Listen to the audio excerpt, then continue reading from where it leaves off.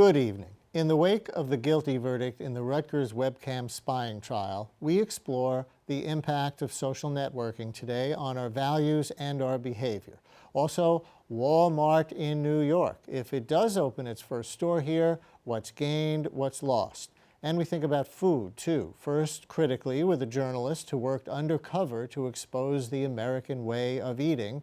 Then, food enthusiastically, as we tell you about the Great GoogaMooga, a festival of eats, drinks, and merriment upcoming in Prospect Park. First, though, Rutgers. To many of us, it feels like a double tragedy. A Rutgers freshman uses his computer to peek in on his gay roommate who is having an intimate encounter with a man. He tweets about it, encouraging others to watch. Shortly after, the gay roommate commits suicide. A jury finds Darun Ravi guilty of bias, intimidation, and invasion of privacy. He faces up to 10 years in prison. And Tyler Clementi, a young man who once emailed that he wished he had just 3 good friends to talk with. He ends his life at 18. To what extent did technology allow this to happen? To what extent does social networking change our behavior or amplify the consequences? Joining us, Danah Boyd, senior researcher at Microsoft Research. One of her recent papers is entitled Why Youth Heart Social Network Sites, the Role of Network Publics in Teenage Social Life. She's also with the Berkman Center for Internet and Society at Harvard. And via Skype, sociologist C.J. Pascoe joins us from Colorado College. She recently published a book called Dude, You're a Fag, Masculinity and Sexuality in High School. So welcome to both of you. Thank you very much for coming on. Thanks for having us. Thanks for having us. And it's such a sad case. It is a double tragedy in a way. Danah, I wonder if you've been watching this not just through the lens of right and wrong, but through the lens of technology, social media, and society. Indeed. In fact, in many ways, this case has done a lot of symbolism work regardless of what the actual case is about. People want to talk about this in terms of bullying. They want to talk about this specifically in terms of cyberbullying. They want to talk about, what it means for privacy, what it means for homophobia. All of this is coming into play, leaving a lot of question marks for people. Don't get me wrong, of course we want to address bullying within society. Of course we need to address homophobia. And the questions of privacy are really at stake. But in some ways the technology is distracting us from the core issues of what's happening here, where these young people had an encounter that was really upsetting for them, and they're dealing with a very homophobic environment, and they're trying to make sense of relating to one another as freshmen, and terrible things went wrong. And in some ways, I think the hardest part about watching this case unfold is we still don't know exactly what happened. We don't know why Tyler Clementi killed himself. We don't have the full story.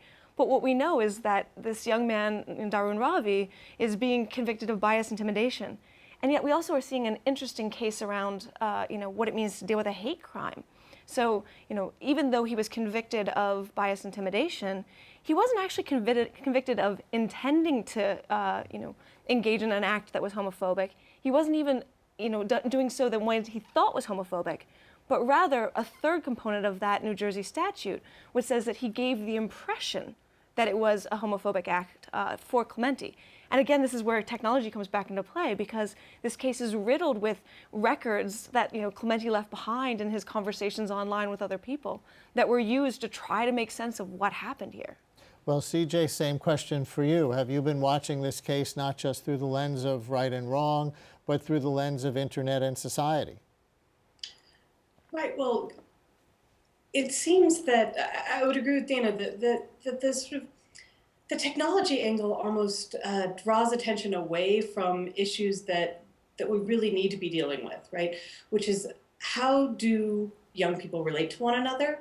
How do they deal with feelings of ambivalence about each other's identity, be they racial identities or sexual identities or gender identities?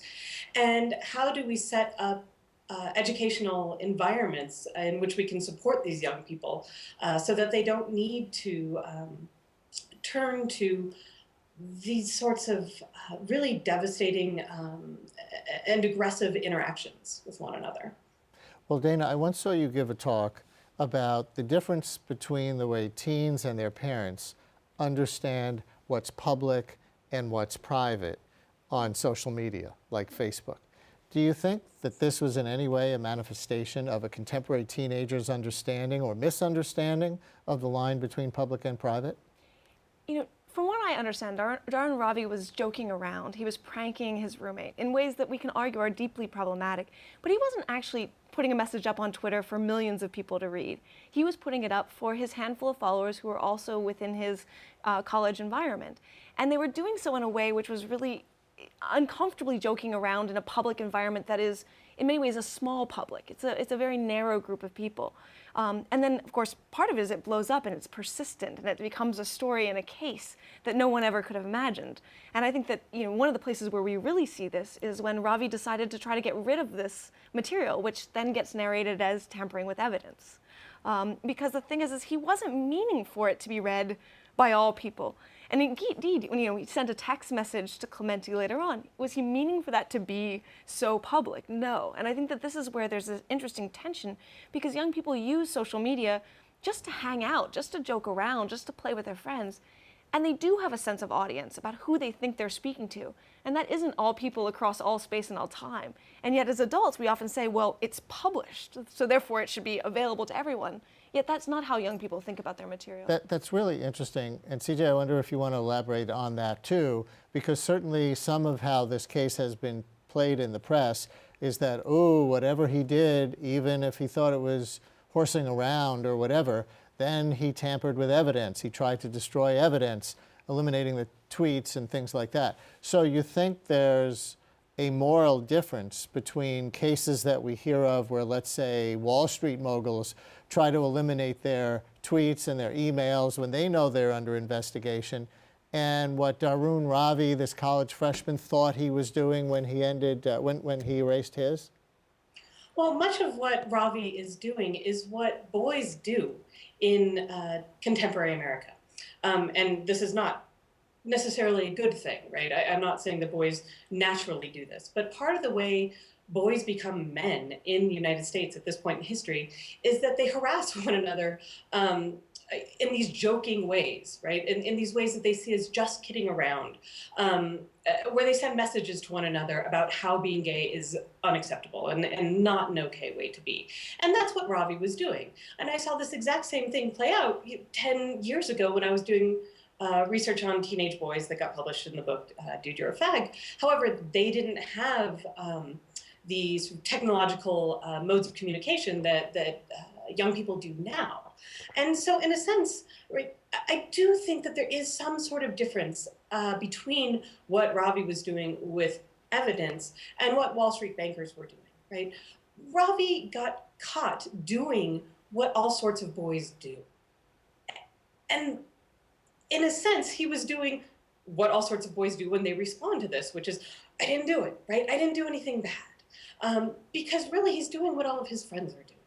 And so I think what Danah is hinting at here is that we need to teach kids digital literacy. We need to teach them how to deal with these sort of online environments, not just as sort of ways to communicate with their friends, which they're very savvy about, right, as Danah highlighted, but how these online messages and how these online footprints are seen in the legal system. And conversely, I think the legal system needs to start thinking about, sort of differentiating between different ways different people deal with their online footprints.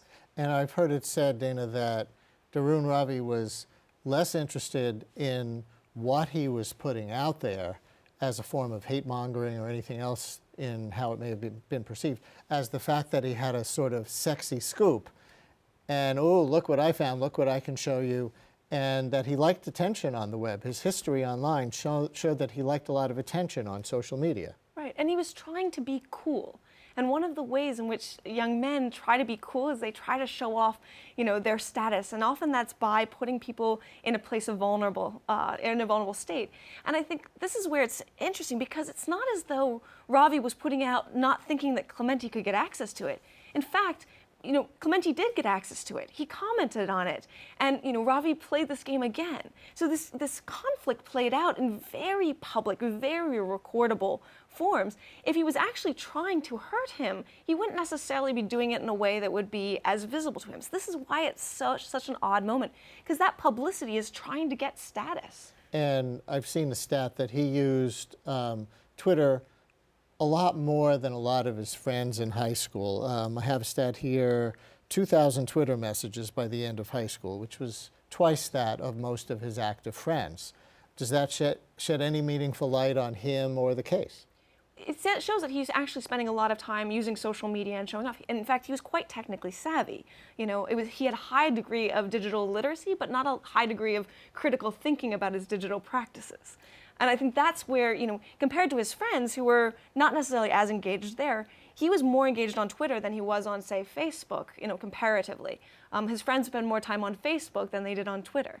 And so you see these other differences, because a lot of Twitter is about showing off amongst and building an audience, which is different than maintaining friendship ties, which is more the norm on Facebook. CG, are you dismissing too easily homophobia as it's expressed by Darun Ravi and many boys or young men of that age, and the way you were describing? You know, you were making it sound like it's very normal, very normative, rite of passage for heterosexual young men to call each other fags, whatever. But maybe that lets them off the hook too much for homophobic, really hateful behavior. Oh, I would hope not. That would not be the message I would want to send. What I do think we're doing is we're penalizing Ravi for a cultural problem, right?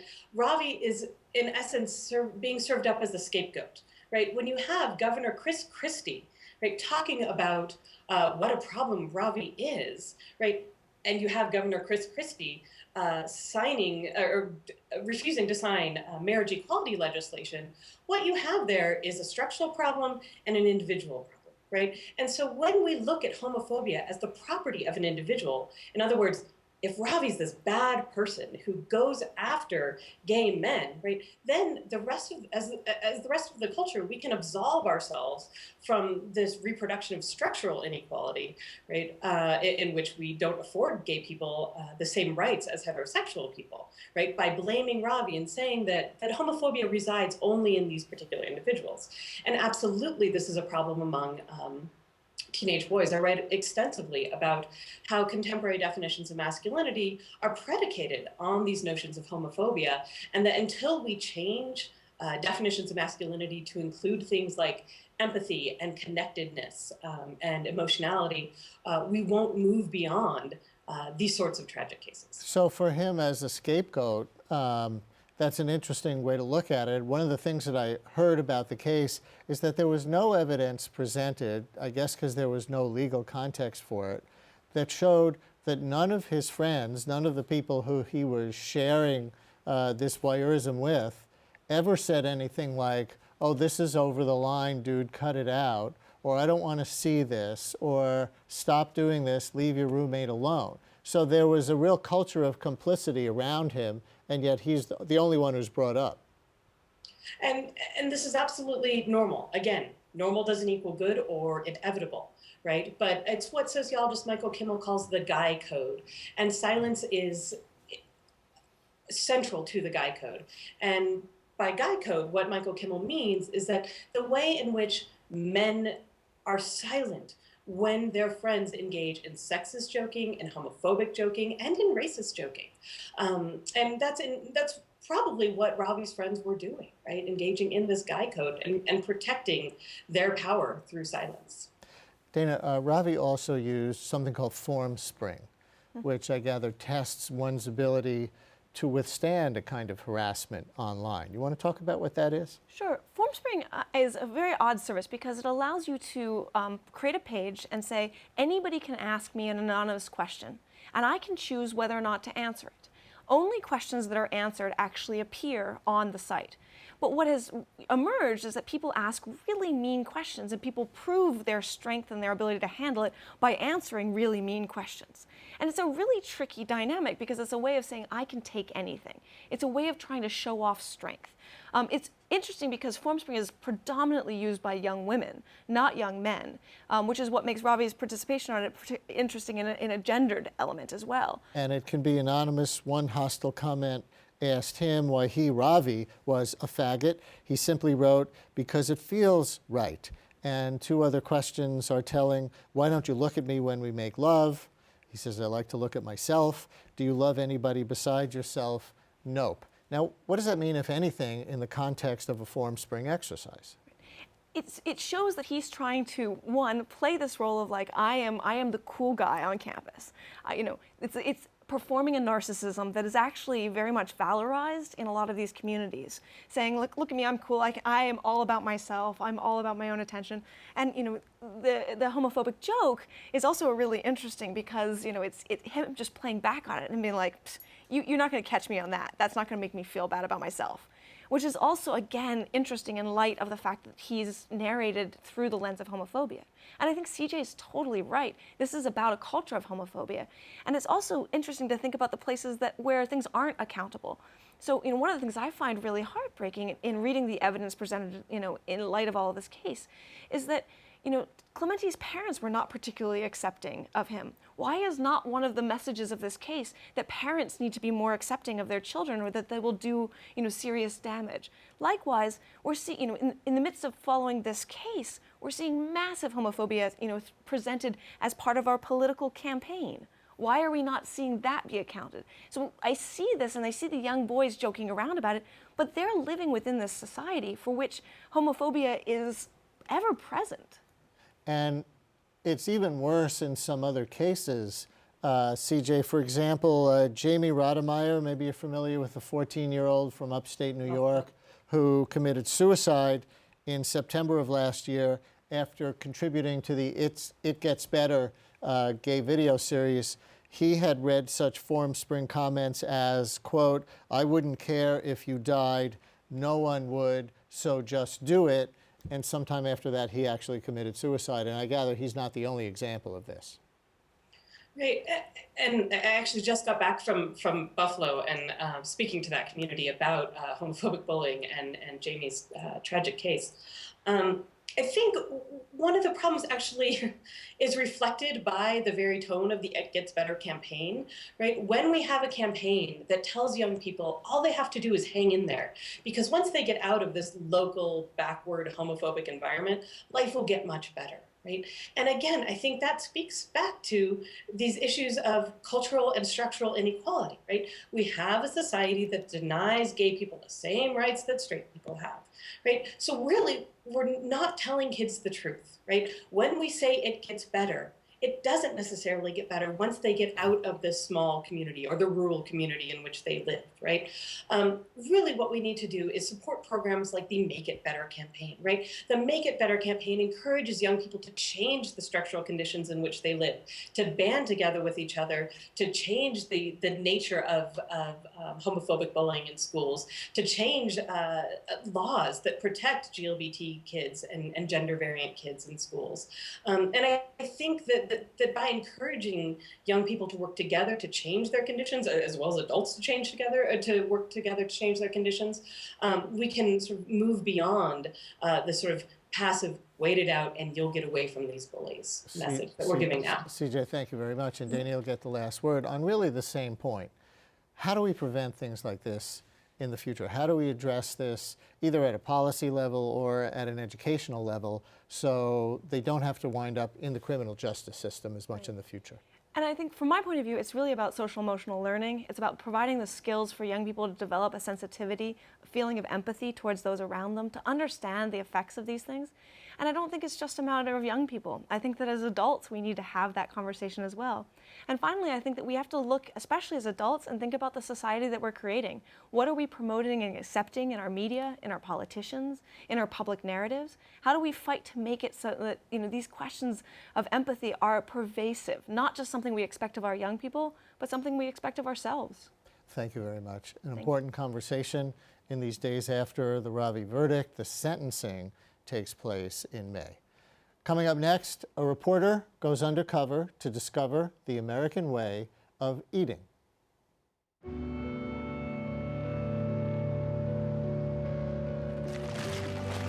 When you earn your GED diploma, the barriers in your life fall. Earn your GED diploma and begin your brighter future.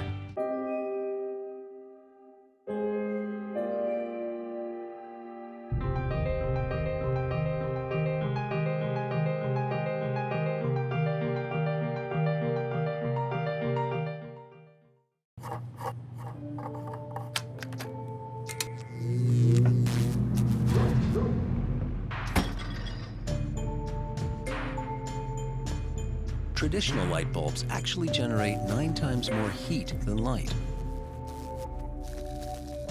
Switch to Energy Star light bulbs, and you'll realize just how much cash you were really burning through. Saving energy saves you money. Learn more at EnergySavers.gov. In a nation of plenty, why is it so difficult to get access to inexpensive, nutritious food? Investigative journalist Tracie McMillan sought to answer that question by spending nearly a year working among farm laborers in California, at a Walmart near Detroit, and at an Applebee's restaurant in Brooklyn. The result is her book, The American Way of Eating, and she joins us via Skype now from Oakland, California. Hello from New York. Thank you so much for coming on with us. Thanks for having me. And you worked at 3 different jobs to write the book, as I said, and I want to start with farm laborer. You found, of course, pretty harsh conditions for laborers. Were they worse than you expected? The conditions of work weren't necessarily worse than I was expecting, but the conditions of my wages definitely were. I think if you had asked me before I went reporting, what I was going to find, I would say, oh, it's going to be really difficult work. I'm going to be really tired. I might not be able to do it. But I would have still thought I'd be earning minimum wage. And I certainly didn't think that I'd be making between a quarter and half of minimum wage, which is what I saw in garlic and grapes. Working under farm labor contractors, I was routinely paid only by piece. And particularly because I was a new worker, that usually meant I didn't get anywhere near minimum wage. And that's actually completely against the law in California. The responsibility of a contractor or an employer is to pay you minimum wage, whatever you're picking. An important element of your book is that you lived on your wages. Yeah, I really wanted to get to play with this idea of, people need to be spending more time and more money on their food. And I really felt like that was an argument that might make sense for someone like me in Brooklyn. Even though I don't have a lot of money, I have a lot of flexibility and time, and it's pretty easy to eat well. And certainly it makes sense for people with a lot of money. But what does that look like when you're dealing with, a full-time, low-wage job and dealing with both the time and the money constraints? And so I thought, well, there's a really good way to do this, and that is to go and actually just try to do it myself and see what happens. I'm curious if you were inspired at all by Barbara Ehrenreich and her book of a few years ago, Nickel and Dimed, where she, as a journalist, went undercover and worked as a waitress and some other working class jobs. And whether or not she had an impact on policy, she certainly had an impact on the national conversation. Yeah, that's definitely one of the things that we were looking at in suggesting the book to publishers. Is we said, well, look, Nickel and Dime did this great thing about starting a conversation about the fact that a lot of jobs in America just don't pay enough to live on. I wanted to start having a conversation about, well, what does food look like for working families? Because we talk all the time about how, low-income people eat all this junk food, but why do their diets look the way that they do? And I didn't see a way to get at that question without actually going and trying it out, because, in a lot of ways, I'm really well positioned to do a good job of eating well on a budget. I'm very educated. I know a lot about cooking and about food. I value good food. So if anybody's going to be able to do that on a budget, I thought, I'm a pretty good candidate. And so what did you learn about how farm workers actually eat? Yeah, so with farm work, because people are very recent immigrants, particularly the folks I was living with, there was still a lot of cooking from scratch. Cooking from scratch is a very cheap way to eat, particularly in a large group. Right? You put one chicken in the pot, and it's basically chicken and water and some herbs, and you have dinner. But that is something that takes culinary know-how, and that I really came to appreciate that when I was living with farm workers. There was this 14-year-old daughter of the family I lived with, and she did all of the cooking, which was wonderful food. But the flip side was she wasn't going to school. Her job was to do, the domestic labor in that house. So I really found that, people are able to eat cheaply when they have time to do that domestic labor. I just don't know that most Americans are going to, keep their kids out of school for that. When we get to the Walmart section of your book, we'll talk some about this sort of eternal American dilemma about would we rather have low wages, which helps contribute to low prices, or would we rather have a higher wage but higher price society? You write that in the case of farm workers, you don't even think that raising their wages would increase the price of food. How do you make that case? Right. So there's actually a fair amount of socioeconomic data on this. Farm workers' wages are typically a very small share of the price that's paid at the store. In terms of every dollar Americans spend on food, about 16 cents goes to farms, period. And then, whatever share the farmer is spending on labor is a subsection of that. When you get to things like fresh produce, there's a lot more labor involved. And so typically you're looking at maybe 20 to 30% of the dollar of the cost of food at the store is going to farms. So I found that when I was picking garlic for $1.60 per 5-gallon bucket, which is about 25 pounds, I was earning 2 to 3 cents a pound. My wages contributed about 2 to 3 cents per pound to the cost of garlic at the store. And incidentally, one of the garlic brands that I had picked for, the garlic company, was being sold at a Walmart that I worked at. And we were selling that garlic for $3.38 a pound. So clearly, my wages were not a very big piece of the price at the store. And there's actually an economist at UC Davis named Philip Martin who does a lot of research on this. And he estimates that if you increased farm worker wages by about 40%, the average American grocery bill would go up by $16 every year. So we really would be able to pay more to farm workers without bankrupting shoppers. So another one of the jobs that you took undercover as actually a journalist was to work at an Applebee's in Brooklyn, here in New York. Tell us about that experience and how the people you worked with there ate.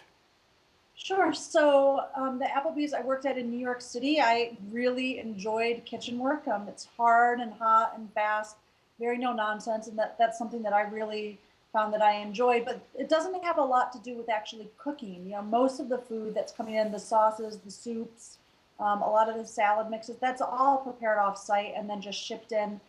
Anything that can be frozen is shipped in frozen and then defrosted. So we had, a night where we ran out of soup. Not because we didn't have soup, but because it was all frozen. A lot of the people that I worked with, though, did know how to cook at home, and they did that and they appreciated that. So it was interesting, like I write about this in the book. One of my coworkers came in one day, and most of us in the kitchen, I should note, we would eat meals at Applebee's pretty much anytime we ate because we got them for free. But one of my coworkers actually brought in his lunch one day, and he had this wonderful sort of rice pilaf, with a lot of different spices and pig's feet, right? Because he's from a Caribbean country. And I said, oh, but why are you getting that instead of, just the free meal? And he's like, oh, but this is so much better and I had it left over. So I think, it's easy to say, oh, those people that work at Applebee's, they don't understand or appreciate fresh food. But, for them, that work in the kitchen is a job that they get and it pays their bills. That doesn't mean they don't appreciate good food. So having done these three things, worked as a farm worker, worked at a Walmart, which we will get to in a minute, and worked at an Applebee's chain restaurant, do you come away with any unifying conclusions about why people make the food choices that they do, or what the barriers are to healthier eating? Well, I think what I really came away from the project with was this understanding that most of what shapes people's consumer choices are price and time, right? Or price and convenience is another way to look at it. But it's really got to do with sort of time and economics more than it has to do with any sort of ingrained preference for, only eating crappy food. I've been a reporter in New York City covering poverty and welfare, and I can tell you, most of the people that I've reported on, they do some degree of cooking at home. And when they don't do home cooking, it's usually because it's just so much easier to do something else. And I feel like that's a real indication that there's, desire and interest in eating well. I've never met anybody running around saying, what would be awesome? Diabetes, right? And, I think that rather than worrying about convincing people to eat well, I think we need to start having a conversation about how we make that an easy and rational choice for them. Tracie, stay there for a minute, because coming up, if Walmart makes it to the Big Apple, who wins, who loses?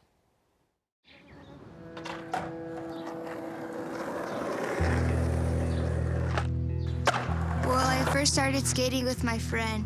He had an extra board, and then he just gave it to me, and I've been skating ever since. Well, when I don't land a trick and I have my mind set on something and I'm not getting what I want, I just keep going for it until I get it right.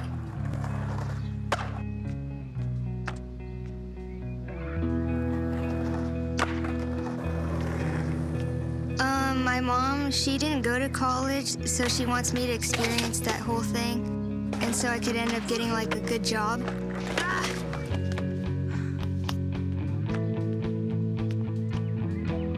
I think to get into college, I'll have to be determined, just like when I want to get a new trick, and skating's helped me realize I've got what it takes. Cotton balls. Duct tape.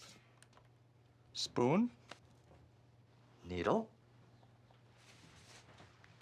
Thread.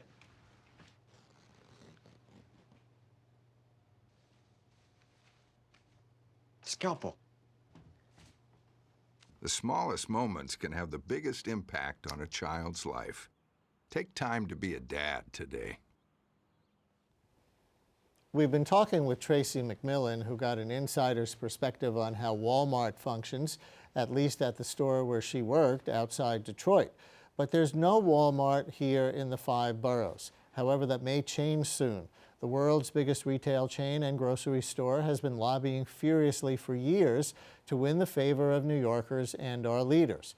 But would a Walmart here bring down wages and kill off neighborhood stores? Let's add another guest to this conversation, Crain's New York business reporter, Daniel Massey. He has been covering Walmart's attempt to gain a foothold in NYC. Welcome to the show. Thanks for having me. You were just telling me off the air, City Council has had a say in this in the past. They may not in the future? Yeah, Walmart, I think, they historically have tried to go through sites to find sites that need city council approval. And in 2007, their CEO famously said, New York's just not worth it. It's not worth the effort, because they had 2 stores defeated. They had a store in Staten Island defeated. They had a store in Rego Park defeated. And I think they were tired of going through all the hoops that you have to go through to get projects through the ULURP process, through the land use review process here. And they, for some reason, needed rezoning Yeah. for each of those proposed sites? They were looking at big box stores, which pretty much, unless you're moving into a big box store that's being vacated, say like Home Depot moves out and Walmart moves in, then they probably wouldn't need a rezoning. But if you're looking at a store that's being built for them, which is what they would prefer, they would most likely need a rezoning. However, this time around, they've changed their strategy, and it's a national change for them. They're actually looking at smaller stores, so they don't necessarily need the big box. They'd rather have the big box, which is like 150, 160,000 square feet, but they'd consider something 30 to 60,000 square feet. So if we get a Walmart, or more than one Walmart in New York City, it's likely to be a much smaller version of Walmart than people around the country are used to? I think it depends on the land use. Again, I think they're looking at this site in East New York, in Brooklyn, which they've been looking at for like 2 years now. Since about 2010, they've had their eyes on it.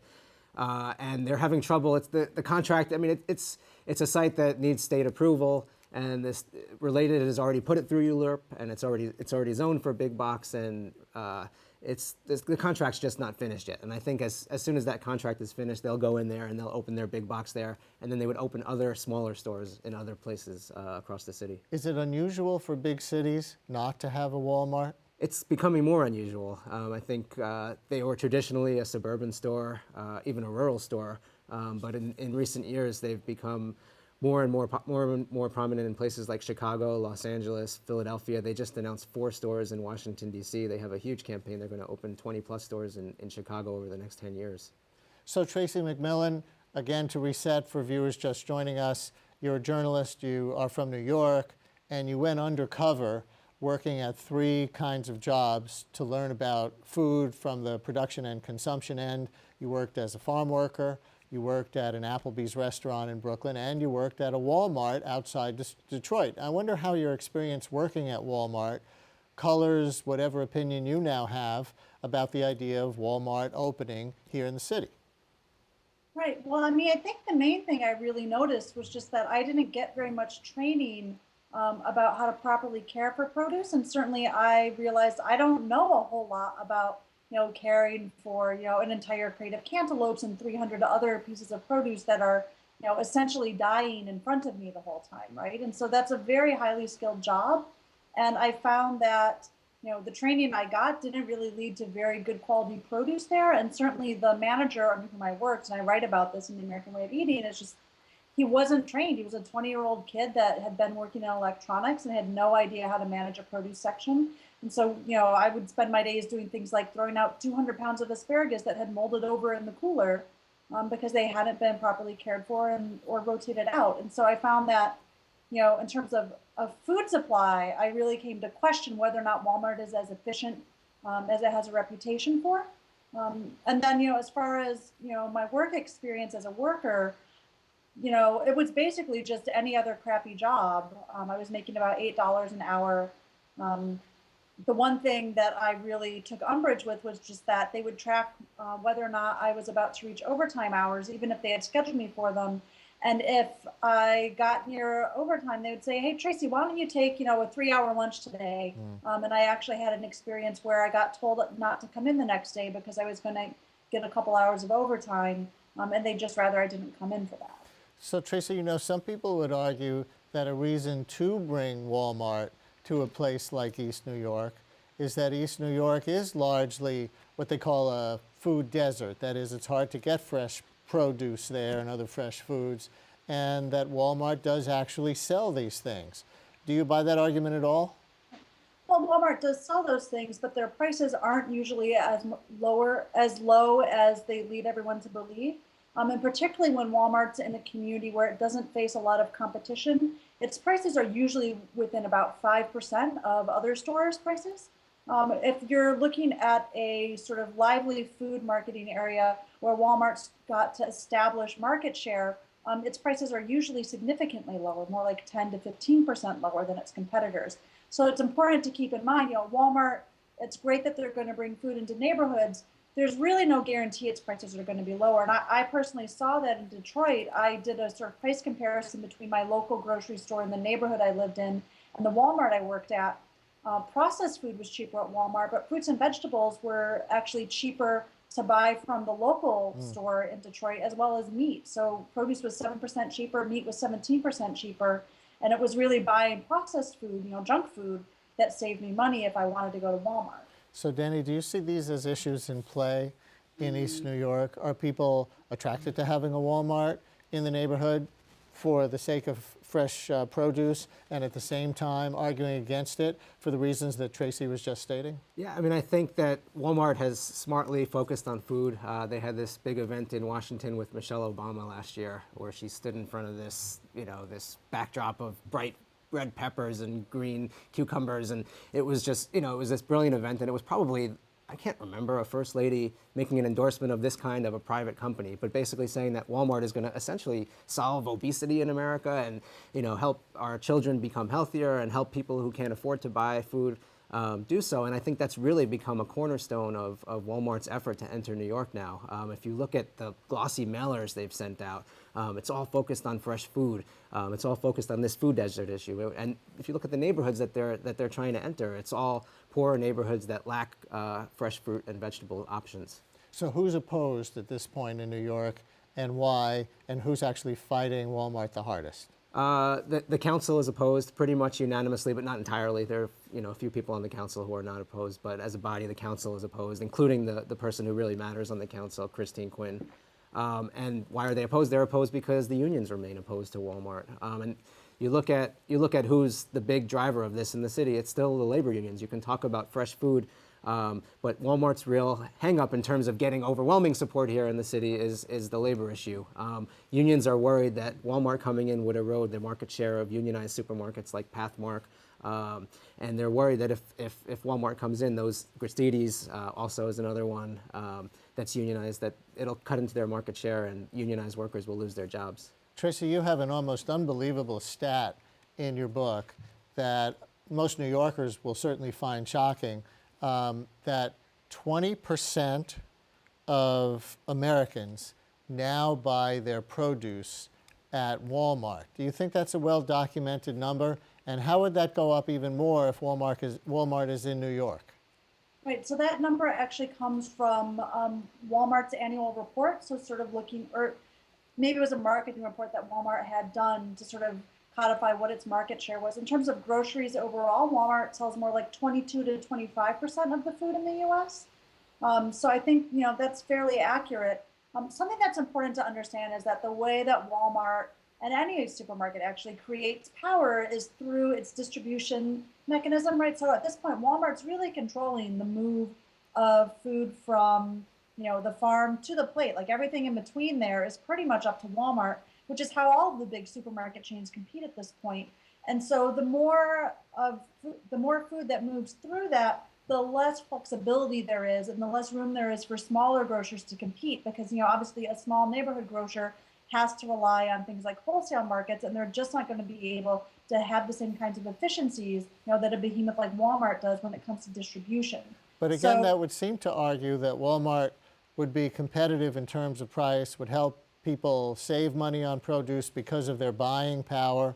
So do you think the effects are mixed in terms of one seller of food, of produce, having such a huge share of the market?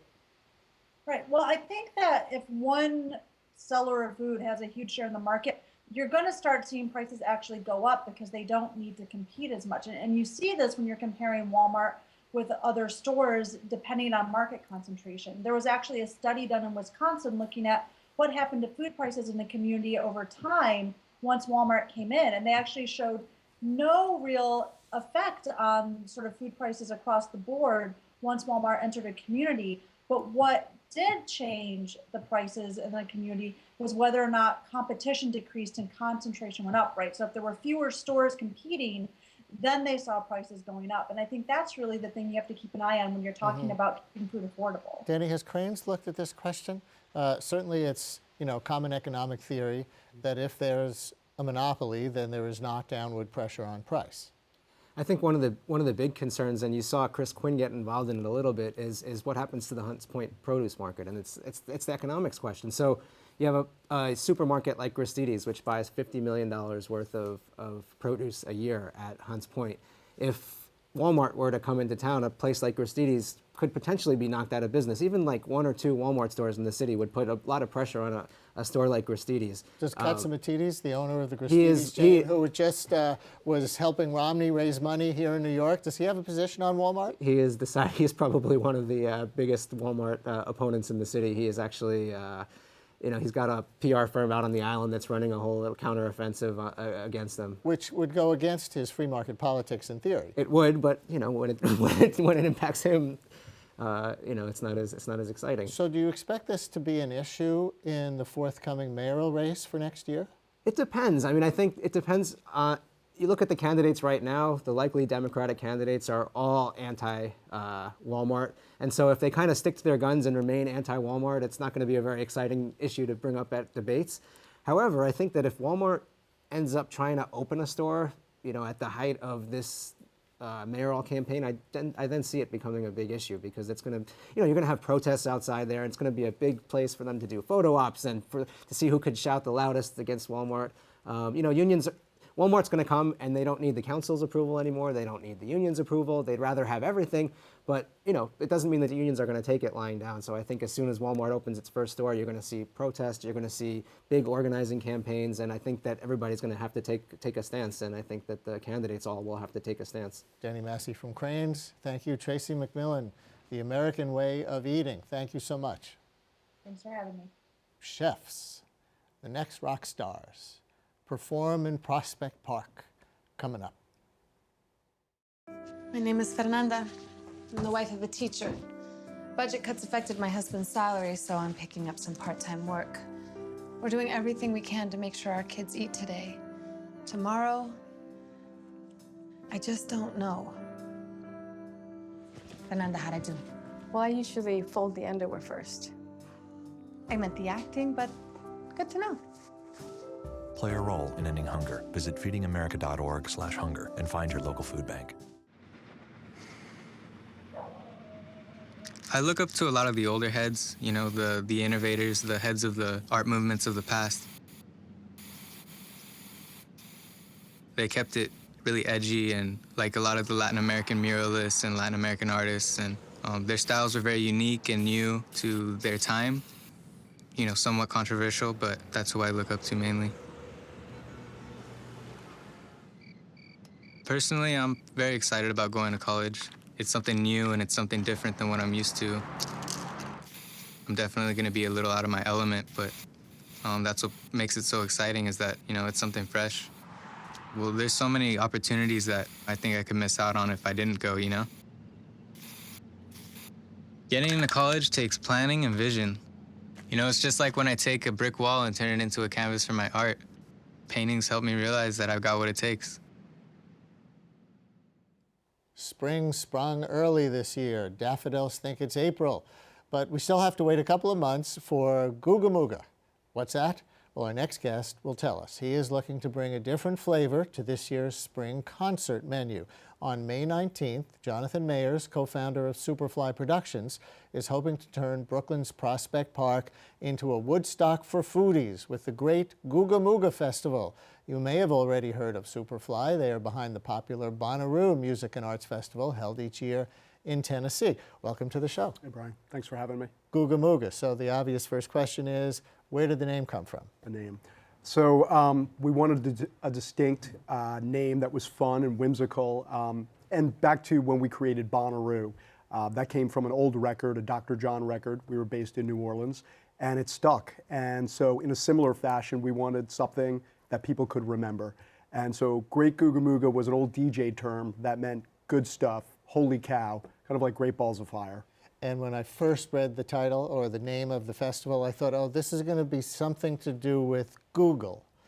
And then read the second line and realized it's a much, much older reference than that. It is. It is a little bit different, possible sponsorship, but yeah, it's just about having fun. And so that's what the name represents. Now, there are some food festivals in New York City, Ninth Avenue Food Festival, some of the others. What's going to be different in Prospect Park? Yeah. Well, one of the unique things about this event is, first of all, it's going to be free. It's going to be ticketed where you have to register. But that's really core to this is that it's about the shared experience. Also, we're going to have all of these different theme pavilions. We're working with the notable architect David Rockwell to design these different pavilions. So think World's Fair or amusement park of food and drink, the burger pavilion, the wine experience, the beer experience, the pork area. And it's the attention to detail. We'll also be integrating music as well. And different nationality pavilions? Absolutely. So 90% of the offering will be New York City centric. We will be having some restaurants and purveyors from outside of the New York City area. But we'll definitely be showcasing the different diversity of the entire community. Now, you talk about a ticketed event, but then things are free. In other words, you buy a ticket and then you can eat all you want? No, so there's two options. The first one is the general admission area. That's free for admission, though you have to come back to the website at googamooga.com to register and download a ticket. And then you have to pay along the way for your food and drink. Then we're also offering another area called Extra Mooga. And for that, you get your food and drink included. There's a dedicated footprint with different theme parties, seminars, exhibitions, and with some very notable people will be in that area. How much is that? That's $249.50. So about $250. And then it's the world's biggest buffet in Prospect Park. Right, with some music and some great design and some great personalities. And over how many days? It's starting as a 2-day event, Saturday, May 19th and Sunday, May 20th. And the hours go from 11 a.m. to 8 o'clock on the Saturday, and it goes to 7:30 on the Sunday. So you do Bonnaroo in Tennessee, you're doing GoogaMooga here. Is food to New York what music is to Memphis or Nashville? No, you know, these things, first off, they start as this is something we're interested in and passionate about, just like music, and the sense of discovery. And like music, food brings us together. And that's really the essence of what we do, is whether it's music or food or drink, it's about bringing people together. How are you involving the community? Yeah, well, we chose Brooklyn for some obvious reasons. I mean, it's very community-based. It's a hotbed for creativity. The park itself is one of the most beautiful parks in the world, so Brooklyn was a natural to host this. Also, just the diversity of the community and letting many different people participate and curate and be part of the event. So now I don't have to go to Burning Man? No, you still have to go to Burning Man. but you also have to come to Great GoogaMooga. Burning Man, much different, but also a great event. Are you going to have superstar chefs? Yeah, so we have a lot of notable names, Tom Colicchio, different personalities like Anthony Bourdain, John George, Daniel Boulud, and then just some of New York's best restaurants and chefs. We have the Frankies, Roberta's, we have Colicchio, as I mentioned, Colicchio and Sons, Russ and Daughter. So we have a great first announcement, but we'll also be announcing many more to come. How about the music? The music, so we haven't announced any of the music yet. We're going to have 2 stages of music, about 10 artists per day. And like the food, we're going to be offering a diverse lineup. But we consciously wanted to hold back on announcing the music so the spotlight was really on what was the core to this program, which is about the restaurants and the chefs and the winemakers and the beer makers, et cetera. How difficult is it to work with city government to arrange something like this? Yeah. Well, it definitely took a lot of cooperation and a lot of planning. And I think a lot is given our experience. And this has been a project that we've been working on for almost close to 4 years right now. So, but working in cooperation with Prospect Park Alliance, Parks and Recreation, and NYPD. Have you done any food festivals elsewhere, or is this your first shot at that? So this is the first time that we're doing a food and drink-centric event. But our other events, we also do another event in San Francisco called Outside Lands in Golden Gate Park. And that's where we integrated this food and wine experience and saw how our audience was reacting and realized there's this great opportunity to do something that was really focused on the food and drink at the spotlight. How'd you get into this line of work? It must be like super fun. I'm sure it drives you crazy too, but it must be super fun to say, what do you do for a living? You're at a party and somebody says, what do you do for a living? You say, oh, I stage festivals. Yeah, I feel very lucky that I could do something with people that I enjoy and something that I love and passionate about every day. I went to school in New Orleans, and I got completely immersed in the local music scene, the food, the way people celebrated, and I knew I wanted to be a part of that. And so I started as a traditional concert promoter, had this dream to put on a big festival, launched Bonnaroo, and that was right out the gate a success. And but over the years, Bonnaroo has now been happening over 10 years. We're going into our 11th this year. And it still made me realize it's not just about the performers, it's about people coming together. And I look at these things as great big art projects. And so we have fun with it and feel fortunate to be doing it. I take it you're young for Woodstock, looking at you. Wasn't there. Are there festivals that inspired you from history? Definitely. Well, starting with the New Orleans Jazz Fest, one of the great festivals. I had interned there when I was in college.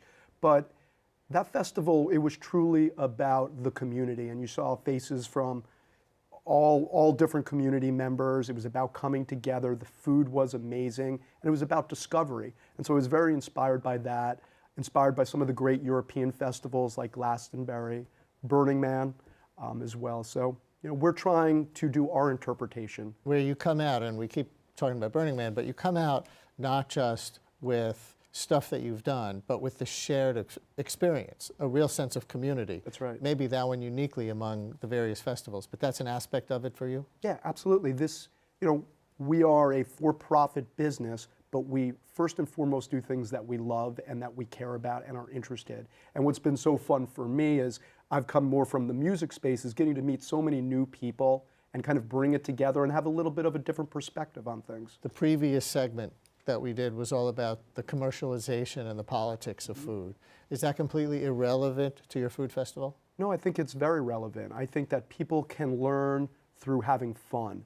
And with all of our festivals, we look at this as a platform where how can you learn something and take it back to your day-to-day? And all the issues surrounding food, whether it's nutrition or sustainability or entrepreneurship, all of those can be threads what GoogaMooga can represent.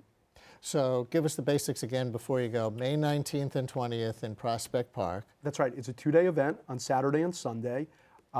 It is going to be held in the Nethermead area in Prospect Park, which is central in the venue. We're going to have 8 different pavilions, themed different pavilions. We'll be announcing music in about a month. And we're really excited to be holding this in Brooklyn. And again, do you need tickets in advance or can you show up day of? Yeah, so you have to, for the general admission area, You have to download a ticket, which we just released our first batch of tickets. Those went very quickly. We'll be releasing more tickets. And then you can also buy one of the extra Mooga tickets. Right, the extra Mooga ticket, including seminars with Anthony Bourdain and all this other stuff that you have, plus all you can eat at the festival. It's a pretty high ticket. It's $250. Yeah, but we are definitely going to be over-delivering and giving people a once-in-a-lifetime experience. And then these other tickets, you're going to be releasing more batches online, and those are free. That's right. To get in, and then you pay as you go to eat. That's right. Exactly. Exactly. Really allowing for everyone to attend this event where you can have, yes, the $250 experience, or you can have a $20 experience if you choose, or just hang out and see some great music, see some great art, and enjoy being around a lot of people. Web address? www.googamooga.com. Nobody had that? Someone did have it. Really? But then we worked it out. Thank you for joining us, and good luck. Great. Thank you, Brian. And that's it for this week's show. We roll out a new episode Wednesday nights at 7:30, or see us anytime at CUNY.TV. And check out my daily radio show weekday mornings at 10 on WNYC. Tomorrow morning, we conclude our series on interrupted sleep. That's on 93.9 FM and AM 820 WNYC. Talk to you then.